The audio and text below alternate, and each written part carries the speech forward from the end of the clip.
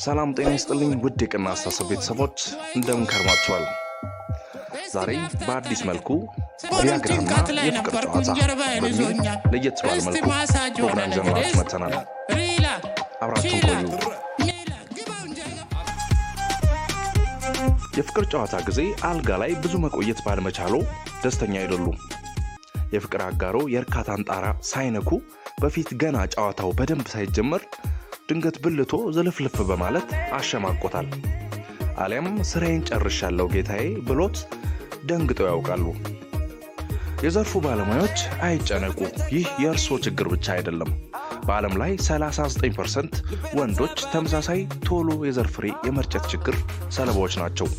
ግን መፍትሄ ያለን እንዲች ብለው እንዳያስቡ ይሎታል ቪያግራ። ቪያግራ ውስጡ የሚገኘው ንጥረ ነገር ወደ ብልት የሚሄደውን የደም ፍሰት በመጨመር ብልትን ለወሲብ ዝግጁ ሆኖ ረዘም ላለ ሰዓት እንዲቆይ ያደርገዋል። በእርግጥ ቪያግራ እንዲሁ ዝም ብሎ አይወሰድም ይላሉ ባለሙያዎቹ።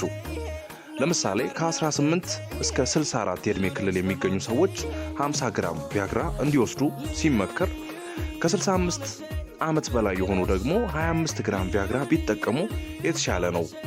በእርግጥ እንደየሁኔታው እስከ 100 ግራም ድረስ ሊወሰድ ይችላል ይላሉ የዘርፉ ባለሙያዎች። መቼ ይወሰድ ታዲያ?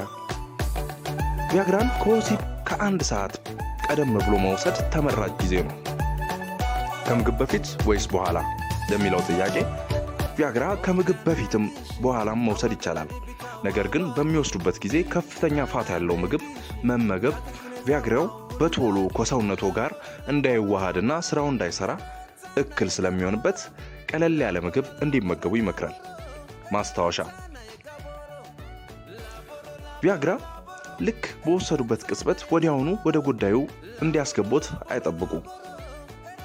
አልኮል ብጠቀምስ? ከወሲብ በፊት ወይንም አንዳች አልኮል የመጠጣት ልምድ ካሉት ቪያግራ የሚወስዱ ከሆነ ከአንድ ብርጭቆ በላይ አልኮልን እንዳይጠጡ ይመከራል።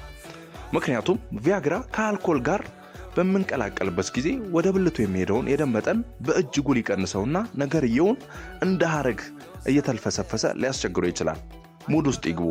ቀድሞውኑ እርስዎ የወሲብ ሙድ ውስጥ ካልገቡ ቪያግራ በራሱ ምንም የሚፈጥረው ነገር የለም።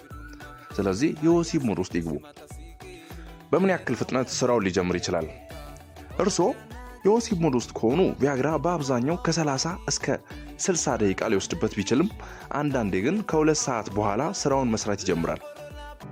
ለምን ያክል ጊዜ ወሲብ እየፈጸሙ መቆየት ያስችላል ለሚለው ጥያቄ በእርግጥ ይህ እንደ ግለሰቡ ዕድሜ፣ የጤና ሁኔታና ቪያግራውን በወሰደበት ወቅት እንደተመገበው ምግብ አይነት ቢወሰንም እስከ 4 ሰዓት ያቆያል ይባላል። አንዳንዶቹ ግን ከ2 እና 3 ሰዓት በላይ መቆየት እንዳላስቻላቸው ገልጸዋል። በእርግጥ ለ5 ሰዓት የቆዩም መገኘታቸው ሳይዘነጋ፣ በእርግጥ በእነዚህ ሁሉ ሰዓቶች ወሲብ መፈጸም አለብኝ ብለው ማሰብ የለብዎም። ምክንያቱም የቪያግራ ሌላው ጥቅም የዘር ፍሬን ከረጩ በኋላ እንኳን ቢሆንም ብልቶ ለወሲብ ዝግጁ እንደሆነ ረዘም ላለ ጊዜ መቆየቱ ነው። ይህም እንደ ባለሙያዎቹ አባባል የተጓዳኝን ስሜት ለማስጨረስ ይረዳል። ዋው! ምናልባትም ቪያግራ በወሲብ ህይወቴ ላይ አንዳች ነገር ሊጨምር ይችላል ይሆናል፣ ነገር ግን እንዴት የጎንዮሽ ጉዳት አለው ብለው ከጠየቁ የባለሙያዎቹ መልስ ምን ማለት ሆነው ግጥም አድርጎ ነው ያለው ይሆናል። በመጀመሪያ ደረጃ ቪያግራ ማንኛውም ሰው እንዲሁ እንዲወስደው አይመከርም። የሕክምና ታሪካችሁን የሚያውቁ ባለሙያ ካዘዙላችሁ በቀር ባትወስዱ ይመከራል።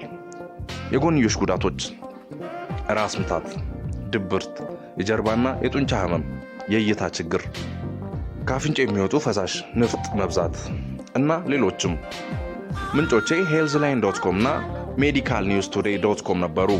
አበቃው።